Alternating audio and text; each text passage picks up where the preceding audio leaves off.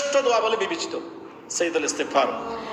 রাসূলুল্লাহ সাল্লাল্লাহু আলাইহি ওয়াসাল্লামের হাদিস সহিহ আল বুখারী 6306 নম্বর হাদিস, নবী সাল্লাল্লাহু আলাইহি ওয়াসাল্লাম বলেন, কেউ যদি সাইয়্যিদুল ইস্তিগফার পাঠ করে, যদি সন্ধ্যায় পাঠ করে, আপনার সকাল হওয়ার পূর্বে যদি ইন্তেকাল করে, তাহলে সে জান্নাতে প্রবেশ করলো।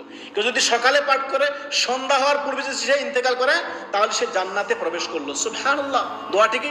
আল্লাহুম্মা আনতা রাব্বি লা ইলাহা ইল্লা আনতা খলাকতানি ওয়া আনা আবদুকা ওয়া আনা আলা আহদিকা ওয়া ওয়া'দিকা মাসতাতা'তু আউযু বিকা মিন শাররি মা সানাতু আবু লাকা বিনি'মাতিকা আলাইয়া ওয়া আবু বিযামবি ফাগফিরলি ফা ইন্নাহু লা ইয়াগফিরু যুনুবা ইল্লা আনতা। আল্লাহু আকবার। কত 30 সেকেন্ড হইল না, মাত্র 17-18 সেকেন্ডের মধ্যে আপনি এই জিকির করে ফেললেন। সুবহানাল্লাহ। সাইয়্যিদুল ইস্তিগফারের কত গুরুত্ব, ক্ষমার জগতের শ্রেষ্ঠ দোয়া এটি। দৈনন্দিন জীবনে আপনার আমার বহু গুনাহ আমরা করে ফেলতেছি, নিজের যে ইচ্ছা অনিচ্ছা বহু গুনাহ আমরা করে ফেলতেছি। সকাল সন্ধ্যা সাইয়্যিদুল ইস্তিগফার কখনো ছাড়বেন না। সাইয়্যিদুল ইস্তিগফার সকাল সন্ধ্যা অবশ্যই পড়ুন, সকাল সন্ধ্যার জিকিরের সাথে অবশ্যই পড়ুন, যখন তখন পড়ুন। সাইয়্যিদুল ইস্তিগফার ক্ষমার জগতের শ্রেষ্ঠ দোয়া এটি।